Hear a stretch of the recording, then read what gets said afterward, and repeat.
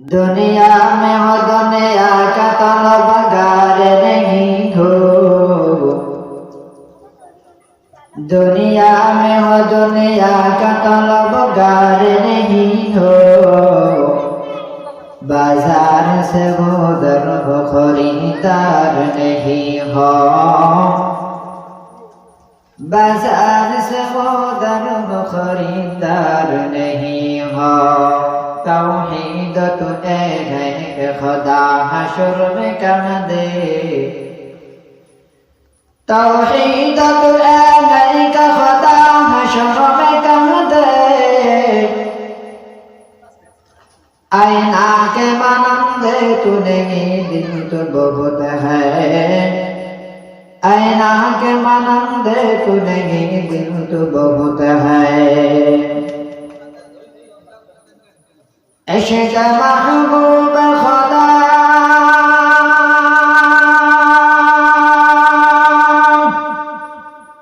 जिस दिल में हासिल नहीं,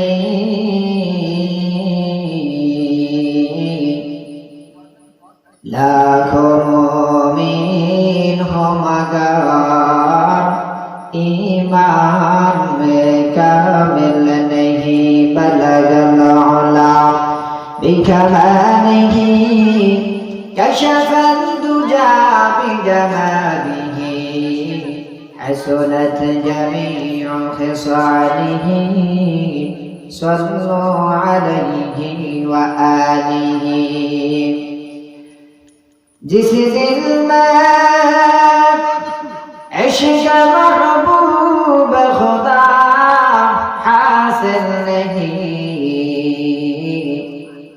लाखों मोमिन हो मगर ईमान में कामिल नहीं। बलगल उला बिकमालिही कशफल दुजा बिजमालिही, हसनत जमीउ खिसालिही, सल्लु अलैहि व आलिही। ज़ियारत मदीना की दिल में है तमन्ना,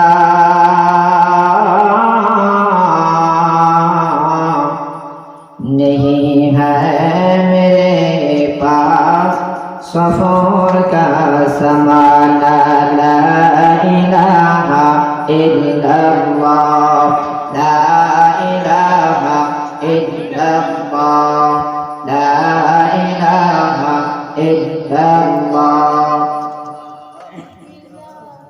ला इलाहा इल्लल्लाह। ला इलाहा इल्लल्लाह, ला इलाहा इल्लल्लाह, ला इलाहा इल्लल्लाह, ला इलाहा इल्लल्लाह, ला इलाहा इल्लल्लाह, ला इलाहा इल्लल्लाह, ला इलाहा इल्लल्लाह, ला इलाहा इल्लल्लाह, ला इलाहा इल्लल्लाह मुहम्मदुर रसूलुल्लाह सल्लल्लाहु अलैहि वसल्लम। আলহামদুলিল্লাহ, আমরা ওই মহান আল্লাহ পাক রব্বুল আলামিনের দরবারে শুকরিয়া আদায় করি যেই সুবহানাহু ওয়া তাআলা আমাদের সকলকে জান্নাতের বাগিচায় আসার ও বসার তৌফিক দান করেছেন। এই জন্য দিল থেকে শুকরিয়া আদায় করে আলহামদুলিল্লাহ। আমরা এরকম ভাবে হাঁটাচলা না করে যদি প্যান্ডেলে বসি তাহলে বয়ান করতেও সুবিধা হবে, শুনতেও সুবিধা হবে। কারণ শ্রোতা থাকলে কথা বলতে মনে চায়, না থাকলে মুখ থেকে কথা বের হয় না। এই জন্য আপনারা আশেপাশে না বসে কষ্ট করে প্যান্ডেলের ভিতরে বসেন। আজকে আপনাদের সম্মুখে আলোচনা করব ইখলাসের গুরুত্ব এবং প্রয়োজনীয়তা। ইখলাস শব্দের অর্থ হলো নিষ্ঠা, ঐকান্তিকতা। পরিভাষায় বলা হয় আমাদের যত কর্ম আছে সমস্ত কর্মগুলো করব রেজায়ে মাওলার জন্য। অর্থাৎ আমাদের নামাজ, আমাদের রোজা, হজ, যাকাত, চলাফেরা, খাওয়া দাওয়া, যত প্রকার আমাদের কর্ম আছে সবগুলো হবে একমাত্র আল্লাহর জন্য। এটাকেই বলা হয় ইখলাস। আর এর বিপরীত হচ্ছে রিয়া, লৌকিকতা, অর্থাৎ দুনিয়া উদ্দেশ্য, মানুষকে খুশি করার উদ্দেশ্য। এই জন্য ইখলাসের গুরুত্ব আল্লাহর কাছে অনেক বেশি। মুনাফিকরা নামাজ পড়ত, রোজা রাখত, সবগুলো রকম আদায় করত, কিন্তু তাদেরকে ইমানদার বলা হয় না। কারণ তাদের ইমানের ভিতরে, তারা যে মুসলমান হয়েছে তার ভিতরে ইখলাস ছিল না, তার ভিতরে ছিল দুনিয়াবি ফায়দা। এই জন্য মুনাফিকরা কি নয়, খাঁটি মুসলমান নয়। ইখলাসের গুরুত্ব আল্লাহ পাক রব্বুল আলামিনের কাছে অনেক বেশি। কারণ আমরা যে ইবাদত করি, এই ইবাদত গুলো কবুল হওয়ার জন্য মৌলিক দুইটা শর্ত। কয়টা শর্ত বলেন? দুইটা শর্ত। কারণ আমরা যে ইবাদত করি এই ইবাদত গুলো কবুল হওয়া শর্ত। আমরা ইবাদত করলাম না, মানে ইবাদত করলাম কিন্তু আল্লাহ পাক রব্বুল আলামিন কবুল করলো না, এই ইবাদতের কোনো ফায়দা আছে বলেন? মানে আপনি ইবাদত করছেন কিন্তু আল্লাহ পাক রব্বুল আলামিন আপনার ইবাদত কবুল করে নাই, এই ইবাদতের কোনো ফায়দা আছে? কোনো ফায়দা নাই। তাহলে আমাদের মূল উদ্দেশ্য হলো আমাদের ইবাদতটা হবে আল্লাহ পাক রব্বুল আলামিনের কবুলিয়তের ভিতরে। এই জন্য আমাদের ইবাদত কবুল হওয়ার জন্য মৌলিক দুইটা শর্ত আছে। এই দুইটা শর্তের ভিতরে এক নম্বর হলো ইখলাস। ইবাদত করতে হবে কার জন্য বলেন? আল্লাহর জন্য। দুই নম্বরে এই ইবাদতটা হবে শরীয়তের নীতিমালা অনুযায়ী। দেখেন আপনি ইবাদত করতেছেন, আপনার ভিতরে ইখলাস আছে কিন্তু শরীয়তের নীতিমালা নাই, তাহলে আপনার ইবাদত গ্রহণযোগ্য হবে না। যেমন ইখলাস মানে তো একমাত্র আল্লাহর জন্য করা। আচ্ছা মাগরিবের নামাজ আপনারা পড়ছেন, কার জন্য পড়ছেন বলেন? আল্লাহর জন্য পড়ছেন। এটার ভিতরে ইখলাস আছে না নাই? ইখলাস আছে। ইখলাস মানে কার জন্য বলেন? আল্লাহর জন্য। কিন্তু আপনারা যদি এখন চিন্তা করেন আল্লাহর জন্য যেহেতু আমি নামাজ পড়লাম, তাহলে ফরজ 3 রাকাত পড়বো কেন, আরো 2 রাকাত বেশি পড়ি, বলেন কবুল হবে? কারণ আপনার ভিতরে তো ইখলাস আছে, আপনি তো আল্লাহর জন্য পড়তেছেন, তাহলে 2 রাকাত বেশি পড়লে কবুল হবে না কেন? এই ইবাদতের ভিতরে শরীয়তের নীতিমালা অনুযায়ী হয় নাই। তাহলে আমরা বুঝলাম ইবাদতটা হওয়ার জন্য দুইটা শর্ত। এক নম্বরে ইখলাস, 2 নম্বরে শরীয়তের নীতিমালা। যাকাত দিতে হবে। যাকাতের হকদার গরিব মানুষ। আপনি আল্লাহর জন্য যাকাত দিচ্ছেন, চিন্তা করছেন যাকাতটা যেহেতু দিব, এই যাকাতের টাকা দিয়ে আপনি মসজিদ নির্মাণ করে দিলেন, আপনার যাকাত আদায় হবে? হবে না। কারণ আপনি আল্লাহর জন্য করছেন ঠিক, কিন্তু শরীয়তের নীতিমালা অনুযায়ী করেন নাই, তাই আপনার যাকাতটাও কবুল হবে না। তাহলে মুসলমান ইমানদার আল্লাহর গোলাম, আমরা বুঝতে পারলাম ইবাদত কবুল হওয়ার জন্য 2টি শর্ত। কয়টি শর্ত?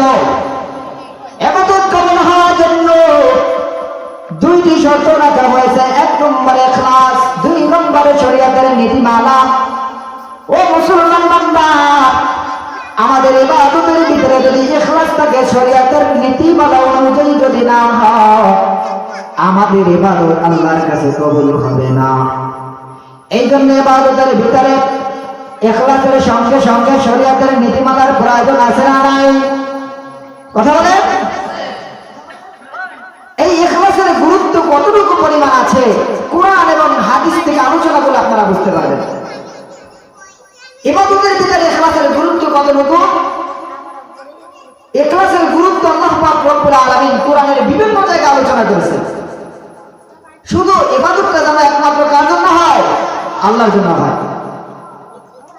আল্লাহ পাক রব্বুল আলামিন বলেন, কুল ইন্না সালাতি ওয়া নুসুকি ওয়া মাহইয়ায়া ওয়া মামাতি লিল্লাহি রাব্বিল আলামিন। আল্লাহ পাক রব্বুল আলামিন বলেন, হে বান্দা তোমরা ইবাদত করার সময় বলো, কুল ইন্না সালাতি ওয়া নুসুকি, আয় আল্লাহ আমার নামাজ, আমার ইবাদত, আমার দান সদকা, ওয়া নুসুকি ওয়া মাহইয়ায়া, আয় আল্লাহ আমার জীবন, আমার মাউত সব কার জন্য বলে? সবগুলো হলো আল্লাহর জন্য।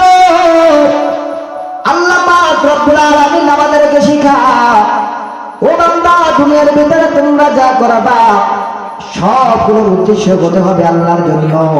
যদি দুনিয়ার কর্ম, দুনিয়ার ভিতরে যদি তোমরা ইবাদত করো আর ইবাদতের ভিতরে যদি রেজায়ে মাওলা না হয়, আল্লাহর উদ্দেশ্য না হয়, তাহলে ইবাদত কবুল হবে না।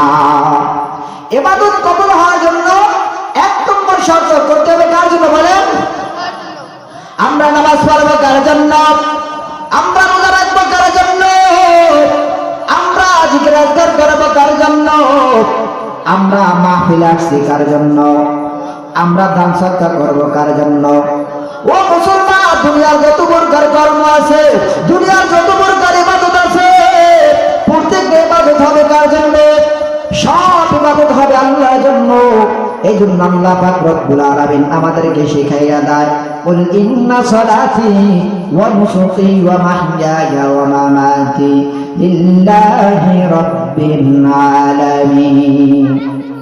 যে বান্দা তোমরা বলো আমার নামাজ, আমার রোজা, আমার জীবন, আমার মৃত্যু সব আল্লাহ কার জন্য বলো? আল্লাহর জন্য। অন্য আয়াতের মধ্যে আল্লাহ পাক রব্বুল আলামিন আমাদেরকে শেখায়, আল্লাহ পাক রব্বুল আলামিন বলেন, ওয়া মা উমিরু ইল্লা লিয়া'বুদুল্লাহা মুখলিসিনা লাহুদ্দিন। আল্লাহ পাক রব্বুল আলামিন বলেন, বান্দা তোমাদেরকে আমার আদেশ করা হয়েছে, তোমাদেরকে আদিষ্ট করা হয়েছে, তোমরা ইবাদত করবে কার জন্য? তোমরা ইবাদত করবে আল্লাহর জন্য। দুনিয়ায় যত প্রকার ইবাদত আছে সব ইবাদত হবে আল্লাহর জন্য। ও মুসলমান, নিয়ত এমন একটা গুরুত্বপূর্ণ বিষয়, এই নিয়তের কারণে কাল কিয়ামতের দিবসে সকলকেই ধরা হবে। عن ابي هريره رضي الله تعالى عنه قال قال رسول الله صلى الله عليه وسلم ان اول الناس يقضى يوم القيامه عليه ورجل استشهد। আল্লাহ পাক রব্বুল আলামিন কাল কিয়ামতের দিবসে একজন শহীদকে ডাক দিবেন। শহীদ, আল্লাহ পাক রব্বুল আলামিন শহীদকে বিচারের জন্য ডাকবেন। ফাউতিয়া বিহি ফারাফাহু নি'মাহু ফারাফাহা। আল্লাহ পাক রব্বুল আলামিন ওই শহীদের সামনে সবগুলো তুলে ধরবেন। ও শহীদ বান্দা, দুনিয়ার ভিতরে তোমাকে আমি এই এই নিয়ামত দিয়েছিলাম কিনা? তোমাকে দুনিয়ার ভিতরে সম্পদ দিয়েছিলাম কিনা? তোমাকে দুনিয়ার ভিতরে ছেলে সন্তান দিয়েছিলাম কিনা? তোমাকে দুনিয়ার ভিতরে আরাম আয় দিয়েছিলাম কিনা? তোমাকে দুনিয়ার ভিতরে শক্তি দিয়েছিলাম কিনা? আল্লাহ পাক রব্বুল আলামিন ওই শহীদকে সমস্ত নিয়ামতের কথা তুলে ধরে বলবে, ও বান্দা, এই নিয়ামতগুলো তোমাকে দুনিয়ার ভিতরে দিয়েছিলাম কিনা? ওই শহীদ বান্দা বলবে, ফারাফাহু নামাহু ফারাফাহা। ওই বান্দা সবগুলো স্বীকার দেবে, আল্লাহ দুনিয়ার ভিতরে আপনি আমাকে সব নিয়ামত দিয়েছেন, আমি এটা স্বীকার করে নিলাম। আল্লাহ পাক রব্বুল আলামিন বলেন, ক্বালা ফামা আমিলতা ফীহা। ও বান্দা, দুনিয়ার ভিতরে এই নিয়ামত তোমরা পাইছো, এই নিয়ামতের বিনিময়ে তোমরা দুনিয়ার ভিতরে আমার জন্য কি করে আসছো? ওই বান্দা ডাক দিয়ে বলবে, মালিক, এই যে আমি শহীদ হয়েছি, আয় আল্লাহ তোমার জন্য জিহাদে গিয়ে যুদ্ধ করে শহীদ হয়েছে। আল্লাহ বললেন, কাযযাবতা বান্দা, তুমি মিথ্যা বলেছো, মিথ্যা।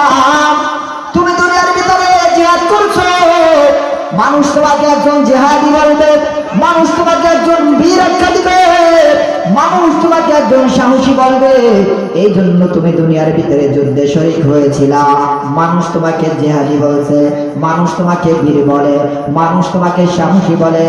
ও বান্দা, তুমি যা চেয়েছো দুনিয়ার ভিতরে সব পেয়ে গিয়েছো, এখন আর এর বিনিময় আমি আল্লাহ কিছু দেব না। ওয়া উমিরা বিহি ফাসহিবা আলা ওয়াজহিহি সুম্মা উলকিয়া ফিন্নার।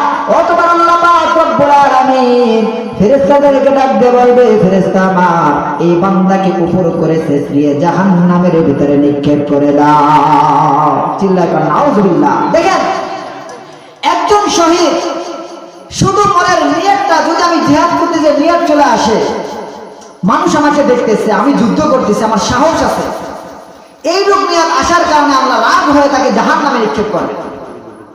অনুরূপভাবে আল্লাহ পাক রব্বুল আলামিন ওয়ারাজুলুন তাআল্লামাল ইলমা ওয়া আল্লামাহু ক্বরাআল কুরআন, আল্লাহ পাক রব্বুল আলামিন এমন একজন আলেমকে ডাক দিবে বিচারের জন্য, যে আলেম কোরআন শিক্ষা করেছেন, কোরআনের ইলম শিক্ষা করেছেন এবং এই কোরআনের ইলমগুলো মানুষদেরকে শিখাইছেন।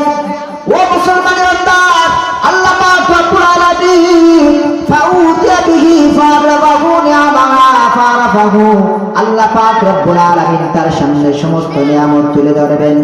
সব নিয়ামতগুলো ওই আলেম ব্যক্তি স্বীকার করবেন, আল্লাহ হ্যাঁ আপনি আমাকে এই নিয়ামত দিয়েছিলেন। আল্লাহ বলবে ফামা আমিলতা ফিহা, ও আল্লাহর বান্দা দুনিয়ার ভিতরে এর বিনিময়ে তুমি কি করে আসছো আমাকে বলে দাও। এই কোরআনের হাফেজ এই আলেম ডাক দিয়ে বলবে, মালিক দুনিয়ায় কোরআন শিক্ষা করেছে আল্লাহ তোমার জন্য, দুনিয়ার ভিতরে কোরআন মানুষদেরকে শিখাইছি তোমার জন্য, এমনকি দুনিয়ার ভিতরে মানুষদের সামনে কোরআনের কথা বলেছে আল্লাহ তোমার জন্য। আল্লাহ বলবেন কাযযাবতা, ও বান্দা তুমি মিথ্যা বলেছো, মিথ্যা।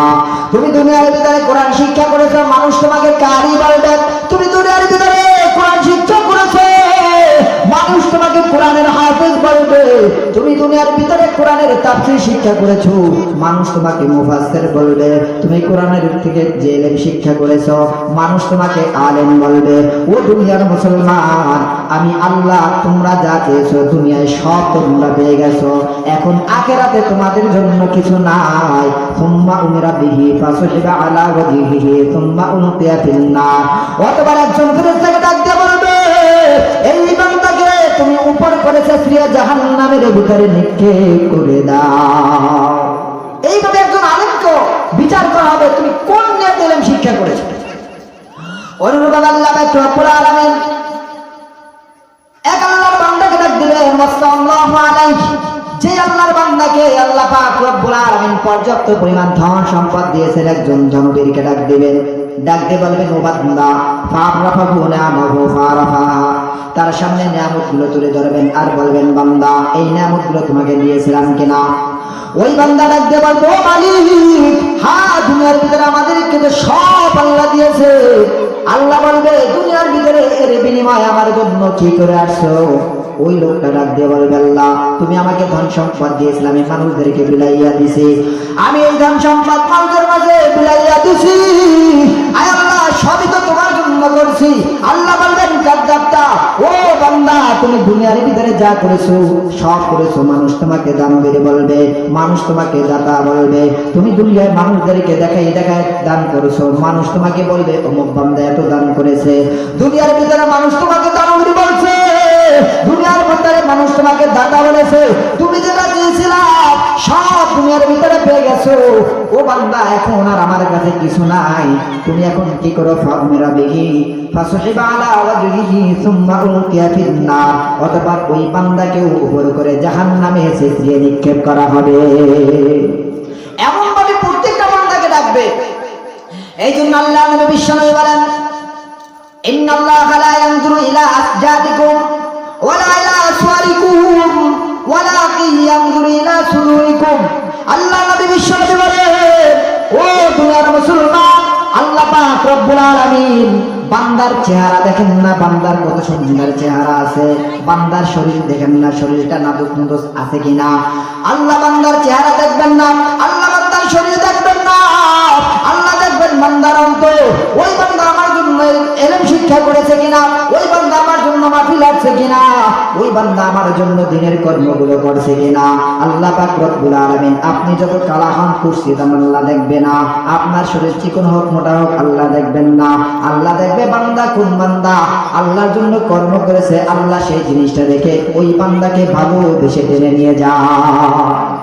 এই জন্য আমার আপনার শরীরের দিকে তাকাইলে হবে না, আমার আপনার চেহারা সুন্দরের পিছনে সময় লাগাইলে হবে না, কারণ আল্লাহ চেহারাও দেখেন না, শরীরও দেখেন না। ওয়ালাকিন ইয়ানজুরু ইলা কুলুবিকুম ওয়া আশারা বিআসাবিহি ইলা সাদরিহি। বিশ্বনবী এই কথা বলে, নিজের বুকের দিকে ইশারা দিয়েছেন। আল্লাহ অন্তর দেখে। তুমি কালো হও দেখার বিষয় না, তুমি মোটা হও খাটো হও যা হও ওটা আল্লাহ দেখবেন। আল্লাহ কি দেখবেন? তোমার অন্তর, তুমি কোন অন্তর দিয়ে আল্লাহর কি কর্মগুলো করেছে। এই জন্য আমাদের কোন নেক কর্ম করার ক্ষেত্রে নিয়ত জরুরি কিনা বলেন? নিয়ত করা জরুরি। নিয়ত হবে কার জন্য বলেন? আল্লাহর জন্য। দেখেন আল্লাহ পাক রব্বুল আলামিন বান্দার ভালোর জন্য কতটুকু চেষ্টা করেন দেখেন। আন আবি হুরায়রা রাদিয়াল্লাহু তাআলা আনহু قال قال رسول الله صلى الله عليه وسلم إن الله كتب الحسنات والسيئات ثم بين ذلك। আল্লাহ পাক রব্বুল আলামিন বান্দাদের সামনে ভালো মন্দ নেক বদ সবগুলো তুলে ধরেছেন। সুম্মা বাইয়িন যালিকা, অতঃপর এই বিষয়গুলো বান্দাদের মাঝে ব্যাখ্যা করে দিয়েছেন। ও বান্দা এইগুলো খারাপ, ও বান্দা এইগুলো ভালো, ও বান্দা এইগুলো মন্দ, ও বান্দা এইগুলো উত্তম। আল্লাহ পাক রব্বুল আলামিন সব কিছু ব্যাখ্যা করে বলে দিয়েছে। এরপর আল্লাহ পাক রব্বুল আলামিন বলেন ফামান হাম্মা বিল হাসানা ফালাম ইয়ামালহা কাতাবাহুল্লাহু তাবারাকা ওয়া তাআলা। আমার নবী মায়ার নবী বলেন, যে ব্যক্তি নেক কর্ম নিয়ত করবে, নেক কর্ম নিয়ত করার পর ওই ব্যক্তি যদি এই নেকের কর্মটা করতে না পারে, আল্লাহ পাক রব্বুল আলামিন তার আমলনামায় পূর্ণ একটা নেকি লিখে দেন। আপনি একটা নেকের কর্ম করছেন, নিয়ত করছেন যে আমি আজকে রাতে তাহাজ্জুদ পড়ব, কিন্তু কোনো কারণবশত আপনি রাতে উঠতে পারে নাই। আল্লাহ পাক রব্বুল আলামিন বলেন এই বান্দা নিয়ত করার কারণে আমি তার আমলনামায় পূর্ণ একটা নেকি লিখে দিলাম। চিল্লায় বলুন সুবহানাল্লাহ। দেখেন আল্লাহ শুধু চাচ্ছে বান্দার অন্তর, অন্তর রাজি তো আল্লাহ পাক রব্বুল আলামিন সব দিয়ে দিতে রাজি। আর আমাদের অন্তর যদি হয় অন্যদিকে, কখনো কিছু পাওয়া যাবে না।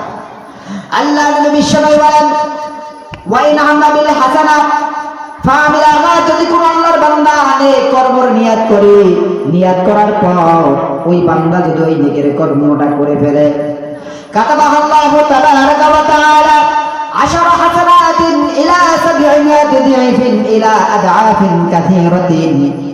আল্লাহ নবী বিশ্বনবী বলেন, যদি কোনো আল্লাহর বান্দা দুনিয়ার ভিতরে দিনের কর্ম নেকের কর্মের নিয়ত করে ফেলে এবং এই নিয়ত করার পর ওই বান্দা যদি এই কর্মটা করে ফেলে, আল্লাহ পাক রব্বুল আলামিন তাকে 10 থেকে 700 নেকি তার আমলনামায় লিখে দেন। আপনি নেকের নিয়ত করছেন, পূর্ণ একটা নেকি পেয়ে যাবেন। আর আপনি নিয়ত করার পর আপনি যদি করতে পারেন 10 থেকে 700 নেকি লিখে দেবেন। চিল্লায় বলুন সুবহানাল্লাহ। ইলা আদাফিন কাসীরাতিন, এমনকি এই 700-র পরেও আল্লাহ পাক রব্বুল আলামিন আরো বেশি লিখে দেন। ওয়া ইন হাম্মা বিস সাইয়্যাত ফালাম ইয়ামালহা কাতাবাহুল্লাহু তাবারাকা ওয়া তাআলা। আর যদি কোনো আল্লাহর বান্দা দুনিয়ার ভিতরে খারাপ কর্মের নিয়ত করে, আমি একটা যাত্রা প্যান্ডেল করব, আমি একটা যাত্রার আয়োজন করব, আমি অমুক জায়গা সিনেমা হলে সিনেমা দেখতে যাব, যদি কোনো আল্লাহর বান্দা এমন নিয়ত করে ফেলে, দেখেন আমার আল্লাহর মতন আল্লাহ হয় না। যদি কোনো আল্লাহর বান্দা খারাপ কর্মের নিয়ত করে ফেলে এবং এই খারাপ কর্মের নিয়ত করার পর ওই আল্লাহর বান্দা যদি কর্মটা না করে, আমার আল্লাহ খুশি হইয়া বলে আমি এই বান্দাকেও পূর্ণ একটা নেকি লিখে দিলাম। সুবহানাল্লাহ। আপনি একটা খারাপ কাজে নিয়ত করছেন, আমি আজকে সিনেমা হলে সিনেমা দেখতে যাব, কিন্তু কোনো চাপের কারণে, সময়ের কারণে, কোনো কারণবশত আপনি এই সিনেমা হলে যাওয়া আপনার হয় না। আল্লাহ এত খুশি হয়ে যায় যে আমার বান্দা খারাপ কাজের নিয়ত করলো কিন্তু বান্দা করে নাই, যা আমার বান্দাকে আমি একটা নেকি লিখে দিলাম। চিল্লায় বলুন সুবহানাল্লাহ। তো আপনি খারাপ কাজের নিয়ত করছেন, না করার কারণে আপনি একটা নেকি পেয়ে গেলেন। কিন্তু মুসলমান ইমানদার আল্লাহর গোলাম, আল্লাহ নবী বিশ্বনবী বলেন ওয়া ইন হাম্মা বিস সাইয়্যাত ফাআমিলাহা, যদি কোনো আল্লাহর বান্দা খারাপ কর্মের নিয়তটা করে ফেলে আমি খারাপ কর্ম করব, ফাআমিলাহা, অতঃপর কর্মটা ওই বান্দা যদি করে ফেলে, কাতাবাহাল্লাহু তাবারাকা ওয়া তাআলা সাইয়্যাতান ওয়াহিদা, মুত্তাফাকুন আলাইহি। আমার নবী মায়ের নবী রাহমাতুল লিল আলামিন বলেন, ও বান্দা, দুনিয়ার ভিতরে যদি কোন আল্লাহর বান্দা খারাপ কর্মের নিয়ত করে, এই খারাপ কর্ম নিয়ত করার পর ওই আল্লাহর বান্দা যদি কর্মটা না করে, আল্লাহ পাক রব্বুল আলামিন তার আমলনামায় পূর্ণ একটা নেকি লিখে দেন। আর যদি বান্দা এই খারাপ কাজের নিয়ত করার পর ওই বান্দা যদি এই খারাপ কর্মটা করে ফেলে, আল্লাহ পাক রব্বুল আলামিন অনেক চিন্তা ভাবনা করে এই বান্দার আমলনামায় মাত্র একটা গুনাহ লিখে দেন। তাহলে দেখেন, আপনি নেকের নিয়ত করছেন, একটা নেকি পাবেন, আর নেকের কর্ম করে ফেললে 10 থেকে 70টা নেকি আপনি পেয়ে যাবেন, 700 নেকি। আর আপনি খারাপ কাজের নিয়ত করছেন কিন্তু করতে পারেন নাই, আল্লাহ বলেন তাকেও আমি একটা পূর্ণ নেকি লিখে দেবো, সুবহানাল্লাহ। আর আপনি যদি এর পরেও আল্লাহর ভয় অন্তরে না রাখাও যদি আপনি খারাপ কাজটা করে ফেলেন, আল্লাহ বলেন এই বান্দার মাত্র একটা গুনাহ আমি আল্লাহ লিখি, সুবহানাল্লাহ।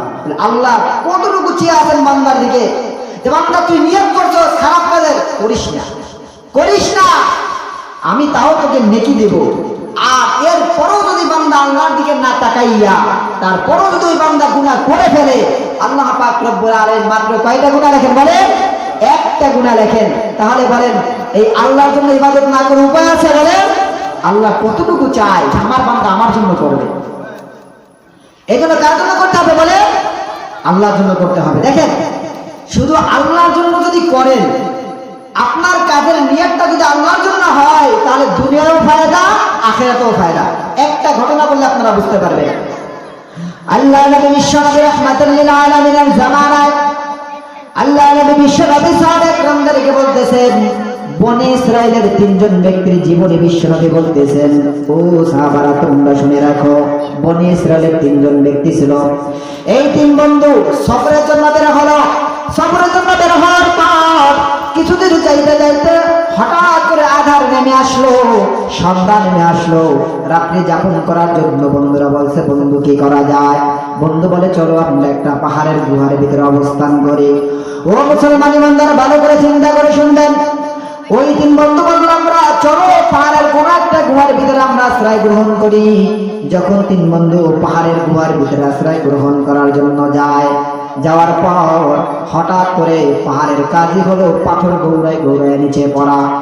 হঠাৎ করে 3 বন্ধু পাহাড়ের গুহায় ঢোকা মাত্র বিশাল বড় একটা পাথর এইভাবে গৌড়াইতে গৌড়াইতে এসে ওই 3 বন্ধুর পাহাড়ের গুহার ভিতরে ঢুকে আছে, এই মুখটা বন্ধ হয়ে গেল।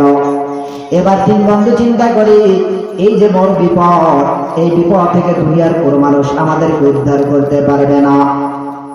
উদ্ধার করার একজন আছে, তিনি হলেন কে? চিল্লায় বলেন কে? বলে তিনি হলেন আমার আল্লাহ। 3 বন্ধু বলে, ও বন্ধু, আমরা যে বিপদের ভিতরে পড়েছি, আমাদের যে বিপদ আসছে, এই বিপদ থেকে যদি আমাদের বাঁচতে হয়, তাহলে আমাদেরকে আল্লাহর কাছে ফরিয়াদ করতে হবে। কারণ এত বড় বিপদ দুনিয়ার কোনো মানুষ জানে না। আমরা এই পাহাড়ের গুহার ভিতরে বসে আছি, দুনিয়ার কোনো মানুষ টেরও পাই নাই। সুতরাং যদি এখান থেকে বাঁচতে হয়, আমাদেরকে একমাত্র আল্লাহর কাছে সাহায্য চাইতে হবে। ও বন্ধু আমার, এমনি এমনি সাহায্য চাইলে হবে না।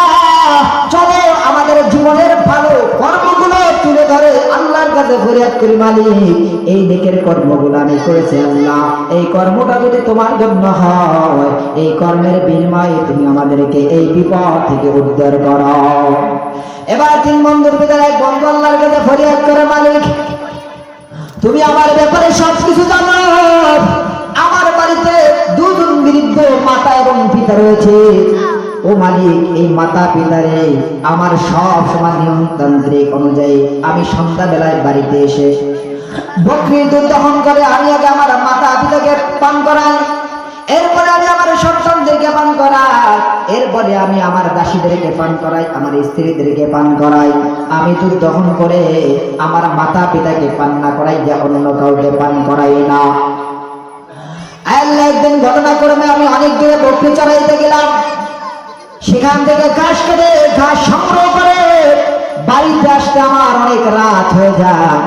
রাত হওয়ার পর বাড়িতে এসে দুধ দহন করে মায়ের কাছে গিয়ে দেখলাম আমার বৃদ্ধ বাবা মা ঘুমাইয়া। আমি চিন্তা করলাম আমার বাবা মা কেবল ঘুমাইছে, আমার বাবা মাকে ঘুম থেকে জাগ্রত করা যাবে না।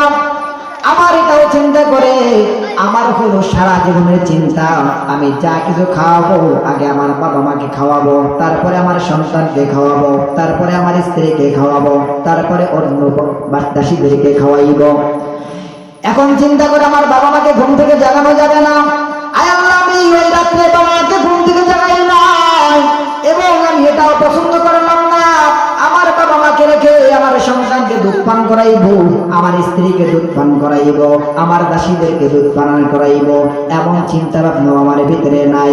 ওগো মালিক, আমার সন্তানগুলো পায়ের কাছে এসে চেঁচামেচি শুরু করলো, বাবা আমার ক্ষুধা লাগছে, খাবার দাও। আমি আমার সন্তানের দিকে তাকাইলাম না, আমি আমার বাবা মার মাথার কাছে দুধের কলসি নিয়ে দাঁড়িয়ে রইলাম। দেখি আমার বাবা মা কখন ঘুম থেকে ওঠে, আমার বাবা মাকে আগে পান করাইব, তারপরে আমার বাচ্চাদেরকে পান করাইব। ওগো মুসলমানি বান্দা, ভালো করে শুনে রাখবেন। হঠাৎ করে সকাল হয়ে গেল, বাবা মা ঘুম থেকে উঠে দেখে আমার সন্তান দুধের কলসি নিয়ে আমার মাথার উপরে দাঁড়িয়ে আছে। ওই বাবা মাকে এই রাতের দুধগুলো পান করানোর পর সন্তানদেরকে পান করাইলাম, এরপরে আমি আমার দাসীদেরকে পান করাইলাম, স্ত্রীদেরকে পান করাইলাম। ওগো মালিক, আমি যে এই কর্মটা করেছি, আয় আল্লাহ, এই কাজটা যদি তোমার জন্য হয়, আয় আল্লাহ, এই কাজের বিনিময় এই যে বড় বিপদের ভিতরে আমরা পড়ে আছি, আয় আল্লাহ, এই বিপদ থেকে আমাদেরকে উদ্ধার করে দাও। এমন ফরিয়াদ করতে দেরি পাথর একটু সরে গেল। চিল্লায় সুবহানাল্লাহ। যখন এই কথা বলল, আল্লাহ, এই যে কাজটা করছি, মা বাবার এত ভালোবাসা আমার ভিতরে, আল্লাহ, এটা একমাত্র তোমার জন্য, তুমি এই ওসিলায় আমার পাথরটা একটু সরায় দাও। এই কথা বলতে দেরি পাথর একটু সরে গেল। যতটুকু পরিমাণ সরছে এতে বের হওয়া সম্ভব না। এই জায়গায় একটা কথা মনে রাখবেন মুসলমান বান্দার, আল্লাহর গোলাম, এই যে ব্যক্তি তার মা বাবার ভালোবাসা আল্লাহর কাছে এত ভালো লেগেছে, আল্লাহ যার বিনিময় এই ব্যক্তিকে ওই বিপদ থেকে উদ্ধার করে দিয়েছে। ও মুসলমানি বান্দা, আমাদেরও বাবা মা আছে, আমাদেরও সন্তান আছে। আমরা আমাদের বাবা মার কেমন কেয়ার করি, বাবা মার কেমন দেখভাল করি, বাবা মার সঙ্গে খারাপ ব্যবহার করি, বাবা মার কথা আমার মাথায় আসলে আমাদের রাগ হয়ে যায়। স্ত্রীদেরকে বাবা মার সামনে দাঁড় করাইয়া বাবা মাকে ছোট বানাইয়া স্ত্রীকে উঁচু বানাই ফেলে, সন্তানদেরকে উঁচু বানাই বাবা মাকে ছোট বানাই ফেলে। অথচ আমার নবী মায়ের নবী রাহমাতুল লিল আলামিন বলেন, রিদার রাব্বি ফি রিদাল ওয়ালিদি ওয়া সাখাতুর রাব্বি ফি সাখাতিল ওয়ালিদি। ও মুসলমান বান্দার আল্লাহর গোলাম, আমার নবী মায়ের নবী বলেন, আমার মা বাবা যদি খুশি হয়, মা বাবার খুশিতে আমার আল্লাহ খুশি হয়ে যান, আর মা বাবা যদি বেজার হয়ে যান, আল্লাহ বেজার হয়ে যান। এই জন্য মাতা পিতার কেয়ার করা লাগবে কি লাগবে না বলে? মাতা পিতার কেয়ার করতে হবে। আল জান্নাতু তাহতা আকদামিল উম্মাহাত, মা বাবার পায়ের নিচে সন্তানের বেহেশত রাখা হয়েছে। এর মানে এটা নয় যে আসলে মা বাবার পায়ের তলিয়ে জান্নাত, এর মানে এটা হলো মা বাবার সেবার ভিতরে রয়েছে সন্তানের জান্নাত। মা বাবাকে কেয়ার করা সন্তানের কর্তব্য। ওই মুসলমান কানা তাদের উদাহরণ, তুমি দুনিয়ার ভিতরে যেমন করবা, ঠিক তুমি তোমার সন্তানের থেকে এমনই আশা করবা। আজকে সন্তানকে পাশে রাখা, বাবা মাকে ধমক দাও, সন্তানকে পাশে রাখা বাবা মার সঙ্গে বেদবি করো। ও মুসলমান, তুমি একটা জিনিস শুনে রাখো, ঠিক এমন একটা টাইম আসবে এই সন্তান ঠিকই তোমার সঙ্গে বেদবি করবে। এই জন্য বাবা মার সঙ্গে বেদবি করার আগে চিন্তা ভাবনা করে বেদবি করবে। এবার আসেন দ্বিতীয় ব্যক্তি আল্লাহর কাছে ফরিয়াদ করেন, আয় আল্লাহ, আমার একটা চাচাতো বোন ছিল, আমার এই চাচাতো বোন আমার কাছে অত্যাধিক ভালোবাসার একটা পাত্র ছিল। আমার চাচাতো বোনকে আমি অনেক ভালোবাসতাম, দেখতে অত্যন্ত সুন্দরী ছিল। আয় আল্লাহ, আমার চাচাতো বোনকে একদিন জেনা করার জন্য প্রস্তাব দিলাম। আমার চাচাতো বোন এটাকে অস্বীকার করলো, আমার চাচাতো বোন রাজি হলো না। হঠাৎ একদিন দুর্ভিক্ষের কবলে পড়ে আমার চাচাতো বোন আমার কাছে এসে বলল, ভাই আমার, আমি একটা দুর্ভিক্ষের কবলে পড়ছি, আমাকে কিছু দান সৎকা করো, আমাকে কিছু ধার দাও। এবার ওই লোকটা বলে, মালিক আমার চাচাতো বোন যখন দুর্ভিক্ষের কবলে পড়ে আমার কাছে যখন এসে সাহায্য চায়, আমি আমার ওই চাচাতো বোনকে 120 দিরহাম স্বর্ণ মুদ্রা দিব। একটা শর্ত দিলাম, ও চাচাতো বোন, তোমাকে আমার বড় পছন্দ হয়, তুমি অনেক সুন্দরী, তোমাকে 120 দিরহাম আমি দিব। 1 নম্বর শর্ত হলো আমার সঙ্গে তোমার জিনায় লিপ্ত হতে হবে। আয় আল্লাহ, এবার চাচাতো বোন নিরুপায় হয়ে আমার প্রস্তাবে রাজি হয়ে যায়। আমি আমার চাচাতো বোনের কাছে 120 দিরহাম দিলাম। 120 দিরহাম দেওয়ার পর আমার চাচাতো বোনের যখন নিকটবর্তী হলাম, আমার চাচাতো বোনের কাছে যখন নিকটবর্তী হলাম, চাচাতো বোন ডাক দিয়ে বলে, ও আমার চাচাতো ভাই, আজকে বিপদে পড়ে তোমার কাছে আসলাম। তুমি আমার ইজ্জত নষ্ট করবা না, তুমি আমার সতীত্ব নষ্ট করবা না। তুমি যদি চাও হালাল পন্থা আছে, আমাকে হালাল পন্থা ভাবে তুমি আমাকে ভোগ করো, কোনো সমস্যা নাই। আমার চাচাতো বোন যখন বলল, ওগো ভাই আমার, তুমি আল্লাহকে ভয় করো, আল্লাহকে ভয় করো। ওই মালিক এই কথা বলার পর আমি আমার চাচাতো বোনকে তখন ছেড়ে দিলাম। আমি আর চাচাতো বোনকে আর আমার কাছে টেনে আনলাম না। ওগো মালিক, এইটা একমাত্র তোমার ভয় করেছে আল্লাহ। এই কর্মটা যদি তোমার পছন্দ হয়, এই কর্মের বিনিময়ে তুমি আমাকে এই বিপদ থেকে উদ্ধার করে নাও। এই কথা বলার পরও পাথর আরেকটু সরে গেল, কিন্তু বের হওয়া সম্ভব ছিল না। দ্বিতীয় ব্যক্তি ডাক দিয়ে বলে, মালিক আমার, আমি অনেক ধনাঢ্য ব্যক্তি ছিলাম। আমার বাড়ি কিছুদিন মজুরি কাজ করতো। সকল দিন মজুরি কাজকর্ম করার পর আমি সকলের মজুরিগুলো দিয়ে দিলাম, কিন্তু এক বান্দা আমার কাছ থেকে মজুরি না দিয়ে চলে গেল। অনেকদিন হওয়ার পর ওই বান্দা আমার বাড়িতে এসে বলে, ওই মালিক আমার, আপনার বাড়ি আমি একদিন গর্ব করেছিলাম, কিছুদিন কাজ করার পর মজুরি না নিয়ে চলে গেলাম। এখন আমার মজুরিগুলো আমাকে ফিরাইয়া দেন। ওগো আল্লাহ, আমি ওই বান্দার মজুরিগুলো আমি এই মজুরিগুলো দ্বারা ব্যবসা করেছিলাম। ব্যবসা করার পর এই মজুরিগুলো দ্বারা আমি বকরি ক্রয় করেছি, এই ব্যবসায় লাভ হওয়ার পর উট ক্রয় করেছি, গরু ক্রয় করেছি, এমনকি দাসী ক্রয় করেছি। আমার ওই কর্মচারী যখন এসে বলল আমার মজুরিগুলো দিয়ে দেয়, আমি তখন তাকে বললাম, এখানে যত উট আছে, এখানে যত বকরি আছে, এখানে যত গরু আছে, সবগুলো তুমি নিয়ে যাও। ওই লোকটা বলে, আপনি আমার সঙ্গে উপহাস করবেন না, আপনার কাছে সামান্য কয়েকটা মজুরি পাই, আমাকে দিয়ে দেবেন, আমি চলে যাব, আমার সঙ্গে উপহাস করবেন না। ওই কথা শোনার পর আমি আমার এই দিন মজুরিকে আমার সমস্ত ঘটনা খুলে বললাম। খুলে বলার পর সবগুলো ওই ব্যক্তি নিয়ে গেল, আমার জন্য একটা বকরিও রেখে গেল না। আয় আল্লাহ, এই কর্মটা যদি তোমার জন্য করে থাকি, এই যে মুসিবতের ভিতরে পড়লাম, এই মুসিবত থেকে আমাদেরকে উদ্ধার করে নাও। এই কথা বলতে যদি পাথর সম্পূর্ণ সরে গেল। চিল্লায় বলুন সুবহানাল্লাহ।